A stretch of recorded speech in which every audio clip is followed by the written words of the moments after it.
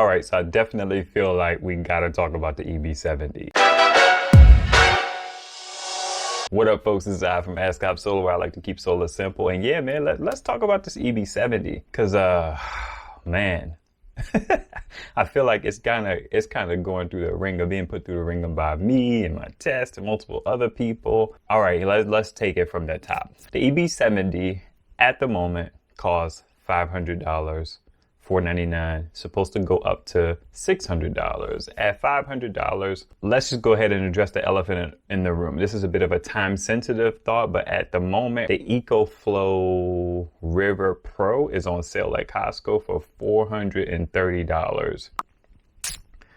I don't know what I would do. I mean, I really value LiFePro. I value that tremendously. I don't know that I would buy the Pro today instead of the EB70. Well, okay, I have to put things into perspective. I already have an EcoFlow Delta. I always say Delta. I already have an EcoFlow River base system. So I have all the benefits of the Pro, just minus the capacity. I think that was a good job on their part. If I did not have that, this is tough because I mean, I've had both of them. Okay, so let's take it from this perspective. Knowing what I know now, if I didn't have both of those devices, which one would I buy for $430 or $500? That would actually be a very tough decision because as much as I like saving money, I like the longevity of the LiFePro. So I really don't know. I don't know what I would do. I would probably, we got to talk about that solar input limit.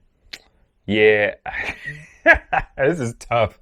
I want to try and make the choice easier for y'all, but I don't know that it's an easy choice. I don't know what I would do. I would want the EcoFlow because of the capacity and the quality and all of the features that it has, but I would want the longevity and the ability for it to be charged from solar at up to 200 watts. If you saw my short on yesterday, which I'll probably link up here, it's impossible with two standard 18 volt to 20 volt panels to get more than 130 or whatever. I don't know. I am a solar input pass-through kind of guy. That's why I got into solar in the first place. Storing it is fine. And I would be into storing the battery power, but my budget and how my funds work, I want the functionality more than I want the storage capacity. So I would probably have to go with the EcoFlow. Man, it hurts to say that, but because LiFePro, man, 2,500 cycles to 80%, that's crazy. All right, so let's get back to the EB70.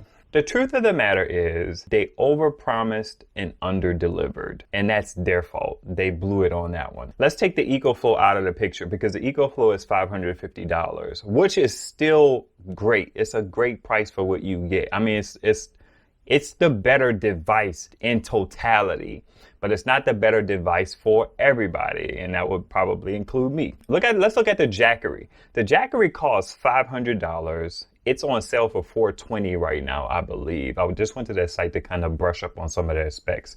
It's a 500 watt hour capacity battery. It has a 500 watt inverter. And then it has the peak up to 1,000 watts, which is to accommodate that surge and then drop back down. You put that at $500 against the EB70, the EB70 wins all day. And the reason why I bring up the Jackery is because I believe the Jackery charges at about 125 watts or so. I have to verify that. I'll put something down here to verify that. If I could figure it out, I may have to watch a review because companies don't put that on their pages. So the EB70, I think I'm kind of recalibrating myself that, look, man, for $500, I got 700 watt hours of battery. I got a 700 watt inverter. It dies at about 800 watts. And it's like, at the end of the day, that's fine. The 1,400 watt peak that they talked about is non-existent in my mind. I don't know how you accommodate that. I have to pull it back in. $500 for that device, it's a good device, I believe. And then you still have all of the features that it has over the Jackery. It has the two 100 watt PD ports. It has the wireless charging on the top. Jackery nor the EcoFlow have those kind of features on it. But when this price goes up to $600, $599, it's going to be a harder sell for me. I don't know that I would still be as interested in paying $600 for something like that, because then you look at the fact that the EB150 cost about $1,000 and it has a 1,000-watt inverter. It has 1,500 watt hours of capacity. Now, it doesn't have any fancy features or anything like that. I mean, it has a basic 45 watt PD port. It has 4 just stupid USB ports, in my opinion. It has 2 outlets on the back. All things considered, when it goes up to $600, that's a harder sell for me, I believe. $600, I mean, that's out of my price range for spending on portable power stations. That just kind of bumps me up a little bit higher than I want to be. I feel like my mid-range is about $500. When I start getting above that, I have to start thinking about, well, what would I want to spend $1,000 on, $1,200 on? And I'm not at that place financially where I'm ready to spend that kind of money on that kind of device. $600 for the EB70, and then you have, I assume that the EcoFlow River Pro is going to return to its price. I mean, return. Costco's the only place that has it on sale. On Amazon, it's still $550, $650 if the coupon's not there, $580 if they take $70 off. I don't know that I would buy. Yeah, I'm so stuck in a place where I'm not used to spending this much money on portable power stations. I'm a bit of an incrementalist. So $600 for a person who can't catch any of these devices on sale. Which device should they buy? The Jackery for $499, maybe some money off in the future. It's down to $419 right now. The EcoFlow Pro for $650, maybe $550 with the coupon, or the EB70 for $600.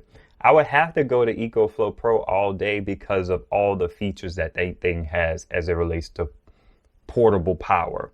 The fact that it quick charges in 90 minutes. That's really the banger. The inverter is pretty good, but as you'll see in my next video, that 600 watts is kind of limiting. I get it, but it's like, I don't know. You'll just have to see what comes out of my air conditioner video. It does what it's supposed to do, but I don't know. Wait. I'll just have to save that for after the air conditioner video. I think what I'm going to do is I'm going to put my air conditioner video out next. If it's a good edit, it may not be a good video at all. And then after that, I think what I'm going to do is another head-to-head of the EB70 and the EcoFlow Pro. Let me offer another conclusion. At the end of the day, that EB70 is a good device with some nice specs, but it doesn't quite live up to the specs that it has. Like I said, I think they overpromised and underdelivered. All right, so I've holla.